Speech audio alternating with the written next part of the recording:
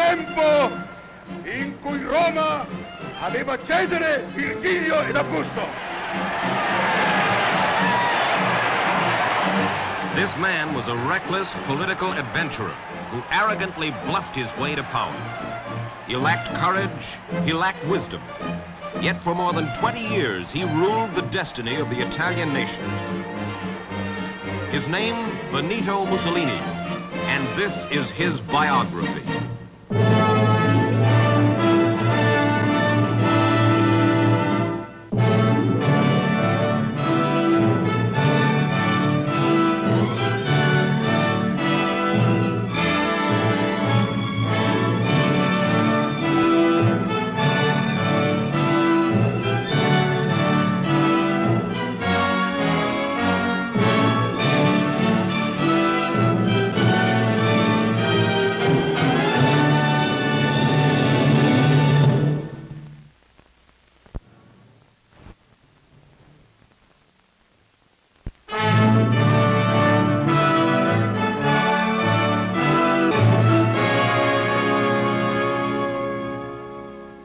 I'm Mike Wallace. This is Biography. Our story, Benito Mussolini. The smoke of World War I had barely cleared when Benito Mussolini strutted onto the Italian scene.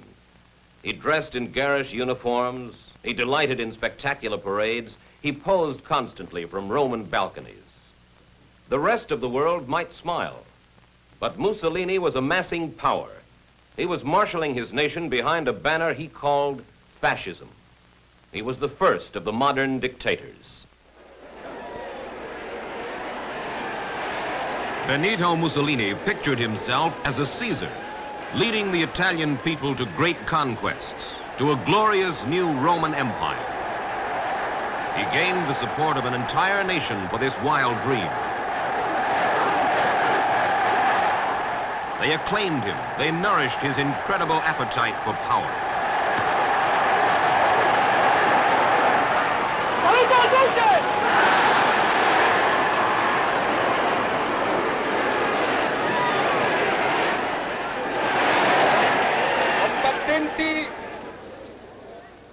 He often said, "The fact that I came from the people has been my greatest strength all my life." Benito Mussolini is born in 1893 in the village of Predappio, a cluster of aging buildings in the mountains of central Italy. His father, Alessandro, is a socialist agitator who raises his son on a steady diet of Marxist doctrine. As a child, he's an impulsive troublemaker who doesn't get along with his teachers or the boys in his class. At 19, his education finished, Mussolini throws himself into radical socialist politics. He writes inflammatory articles for socialist newspapers, but they're a jumble of ideas lifted from haphazard reading of philosophy and economics. He's a fiery soapbox speaker. "I'm an apostle of violence," he says, and in the wake of a demonstration, he's arrested for inciting a riot. Mussolini spends a year in jail, despite his eloquent plea of innocence. Says the judge, "Your gift of speaking makes you all the more dangerous." In 1911, Rachele Guidi, a housekeeper's daughter, becomes his common law wife. It is one of the few lasting relationships of his life. As a radical socialist, he impatiently agitates for revolution, for action.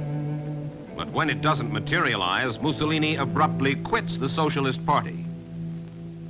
Quoting Napoleon, he says, "A revolution is an idea that has found bayonets."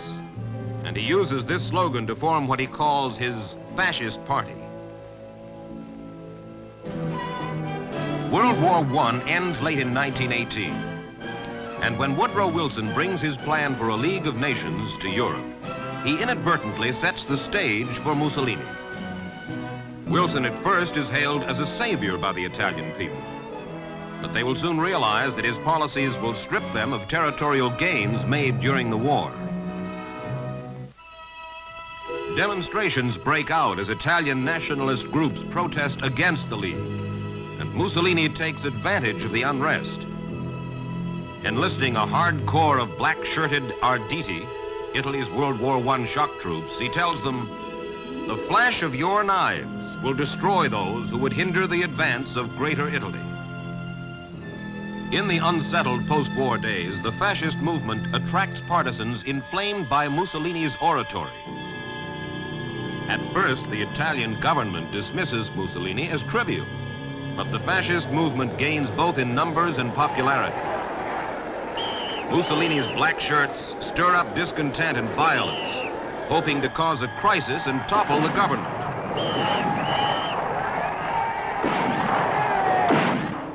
In October of 1922, Mussolini addresses several thousand fascists in Naples. And in the excitement of the moment, he impulsively shouts, "Either the government will be given to us, or we shall take it."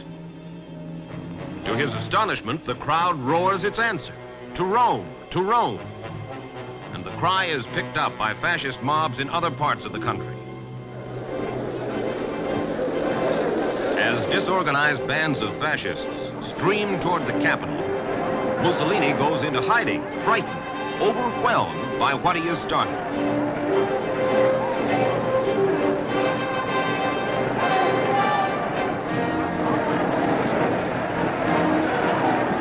This mere threat of force brings down the weak, indecisive government of Italy. King Victor Emmanuel sends for Mussolini, hands over the presidency to the fascist leader. Benito Mussolini is awed by his own triumph. He cannot quite believe he has won so easily.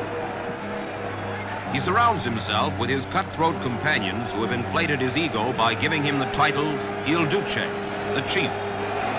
This is what he's always wanted, to be hailed, to be idolized. Then, on January 3rd, 1925, Mussolini takes his boldest step. He declares himself dictator of all Italy, no longer responsible to the elected representatives of the people. It is a monstrous bluff, but neither the king nor the people of Italy have the courage to challenge him. Mussolini triumphantly declares, "I am the state."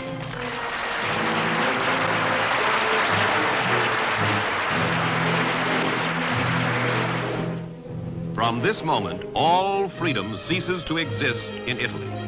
Political parties are outlawed, and the final vestiges of opposition are stamped out. An agitator and an opportunist, he is capitalized on weakness to gather power he never dreamed he could hold. One of the dictator's first steps to consolidate his power is a massive program of indoctrination for the children of Italy. Books and muskets, he says, make perfect fascists.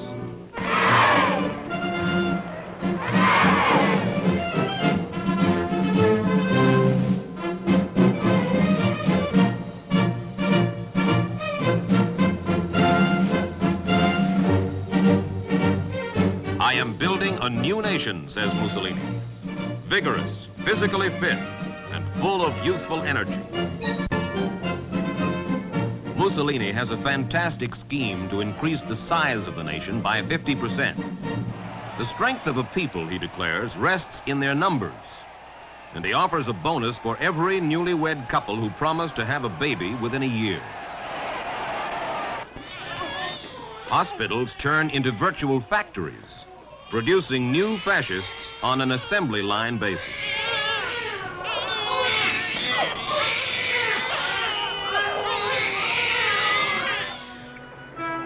To solve the enormous problem of feeding this exploding population, Mussolini launches what he calls the battle for wheat. He takes personal charge of the campaign to increase agricultural output. Il Duce thrives on the adulation of the crowd. "It rewinds me," he says. "It renews my energy."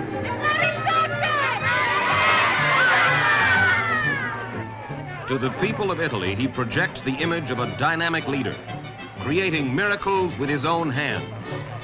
They affectionately call him Benito the Builder. power secure, he can afford to be the smiling, benign humanitarian. Personal freedom has been subordinated to the needs of the fascist state. But look, he says, everybody is happy.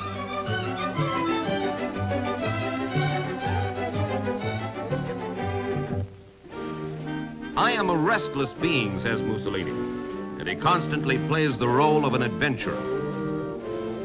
He's a poor pilot, but no one has the courage to tell him so.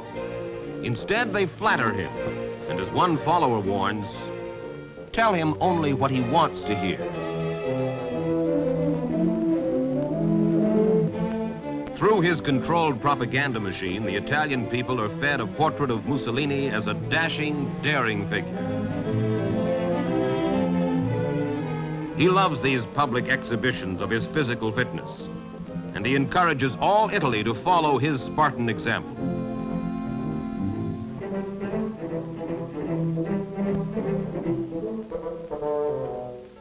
Mussolini makes a great pretense of being a home-loving family man, but his wife, Rachele, and his children see him only at infrequent, though well-publicized intervals. To an adoring public, he is a proud father and a good husband.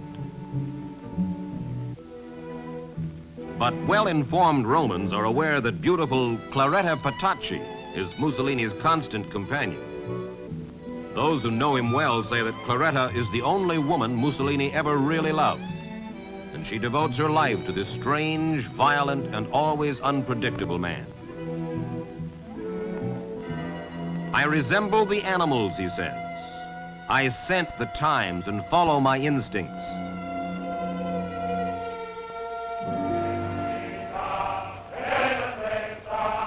In less than 5 years, Benito Mussolini has created an overpowering legend. To the Italian people, he is a magnetic leader, and even foreign statesmen are taken in. The United States ambassador to Italy writes, "The Duce is now the greatest figure of this sphere and time." In 1929, Mussolini daringly tackles a problem that has defied every Italian leader for 50 years. The so-called Roman question involves the long-standing conflict between the government and the Catholic papacy. Mussolini, an avowed atheist, nevertheless offers official recognition to the church and pledges to respect the sovereignty of Vatican City. He knows that reconciling the church and state will delight the people of his predominantly Catholic nation. The signing of the Lateran Treaty gives a priceless lift to Mussolini's prestige.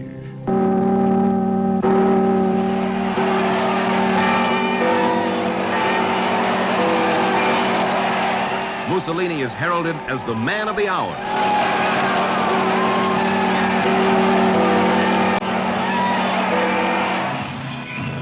Benito Mussolini has reached the peak of his power and popularity.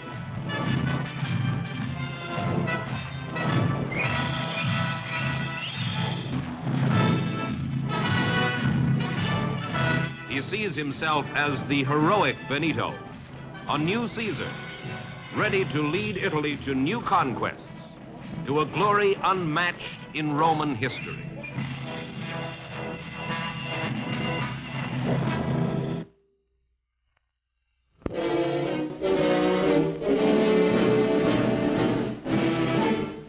By 1934, Italy has become a militarized police state, governed by Benito Mussolini's will.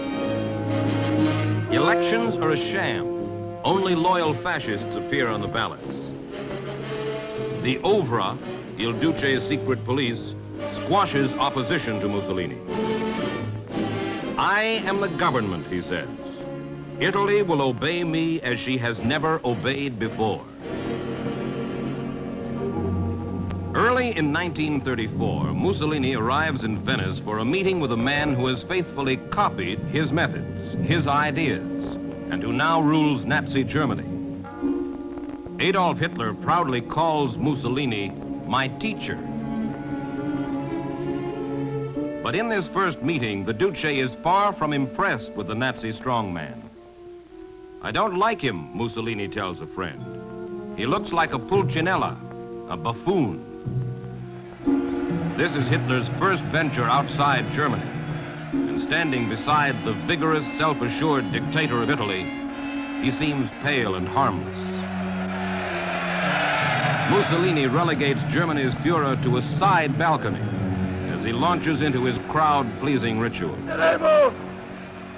Contro tutti I deboli! This spectacle convinces the world that Adolf Hitler is little more than a pallid imitator of Benito Mussolini. The sadistic viciousness of the little man from Germany has not yet shown itself.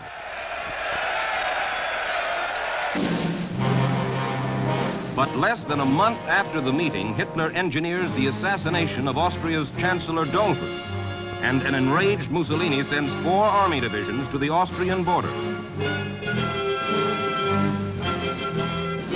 Publicly now, he warns Germany hands off Austria, and he issues a prophetic statement. It would mean, he says, the end of European civilization if Germany, a country of murderers, were to overrun Europe. Mussolini is bitterly disappointed when England and France fail to follow his lead, fail to threaten Hitler with a show of force. But the Duce doesn't have time to sulk. I want to make my mark, he says, like a lion with its claws. He prepares to launch his own war of conquest against helpless Ethiopia, the primitive nation adjoining 2 of Italy's African colonies. The reaction of other European nations is a mixture of shock and horror. Winston Churchill comments, "To cast an army of nearly 250,000 men," he says, "on a barren shore against a people and a region that no conqueror ever thought worthwhile is to give hostage to fortune unparalleled in history."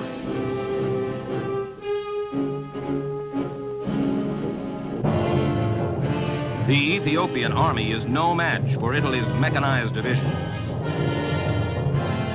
Armed with spears and sticks, the natives face tanks, machine guns, and the terror of poison gas unleashed by Mussolini's army. On May 3rd, 1936, after less than 7 months, the brutal, uneven war is over. Emperor Haile Selassie flees his country. On May 9th, 1936, Rome is lighted with the glow of victory.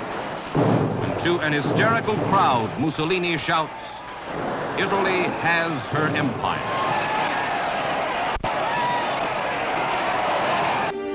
In 1937, Il Duce accepts an invitation from Hitler to visit Germany. He is delighted by Hitler's elaborate welcome and impressed by Germany's military potential.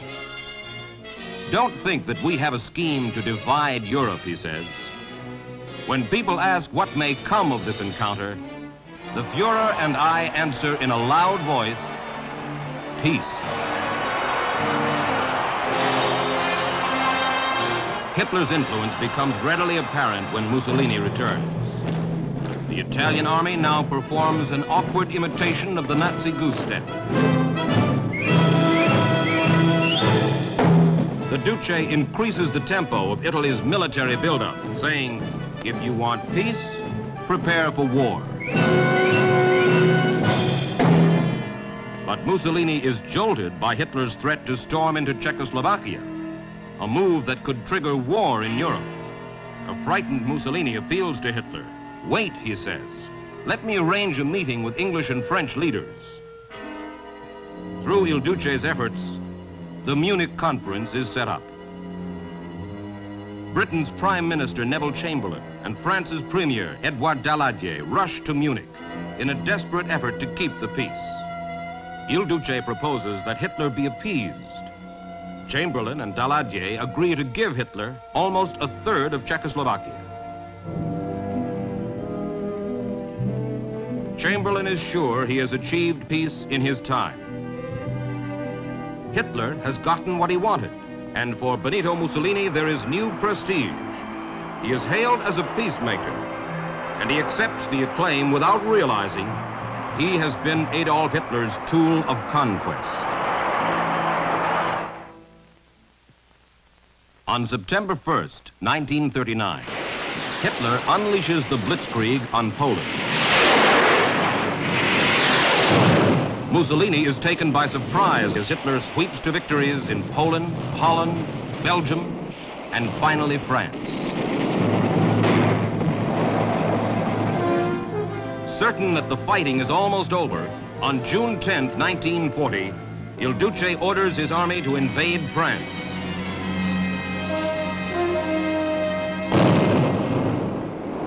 Scenting victory in Europe, Mussolini launches a campaign against the British in Africa. His armies sweep through Libya and on toward the Suez Canal. But their drive stalls. Hitler bails Mussolini out of trouble by first sending the prized Panzer Corps to Africa. With his armies humiliated, Mussolini agrees that for the rest of the war, he will follow Hitler's orders.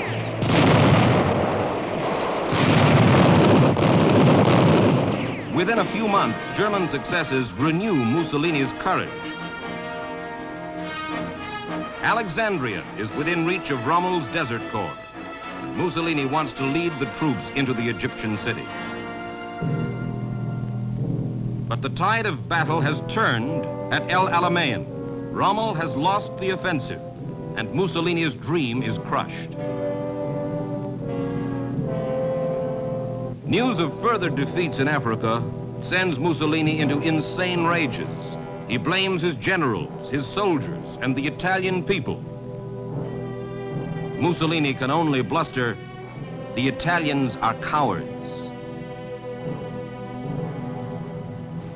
The invasion of Sicily is the final crushing blow. As the Allied armies drive across the toe of the Italian boot, the people turn on Mussolini, and he is unceremoniously stripped of power by King Victor Emmanuel. For the first time in 21 years, the Italian monarch feels strong enough to take control of the nation's affairs. Mussolini is held prisoner at Gran Sasso, a mountain retreat in Italy. Adolf Hitler orders a rescue party to save his fascist cohort.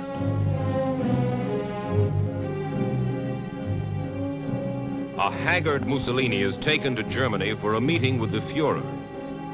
He is, says one observer, a wreck of a man who is evidently on the brink of the grave. But the hearty welcome from Hitler and the emotional reunion with his son fortifies Mussolini. Hitler has given him the sort of flattery and encouragement that Mussolini has needed so often during his lifetime. He agrees to return to Italy, build a new army, and continue resistance against the invading Allies. In 1944, the Allied armies liberate Rome, while Mussolini attempts to raise a new fighting force in the mountains of northern Italy. But Il Duce is finished. He's finally captured by Italian partisans. Even as he and his mistress, Clara Petacci, face a firing squad, Mussolini declares, "I can look on these past 20 years as a wonderful adventure."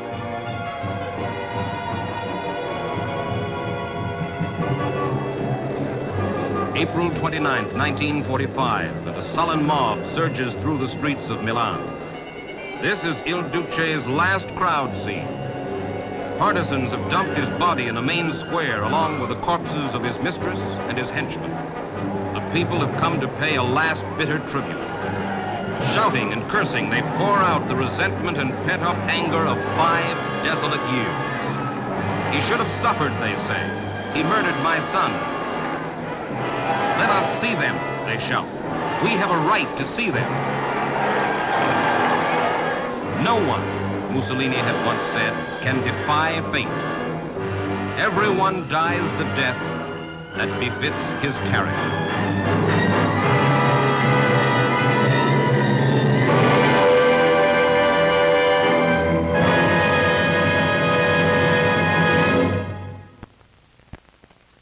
Benito Mussolini promised Rome a new dawn of glory, a powerful empire that would be the envy of any Caesar. Instead, he led his people to devastation in a futile war. Mussolini's reign left Italy with no memorable achievement. The kindest epitaph for Il Duce reminds us only that he made the railroads run on time. Mike Wallace for Biography.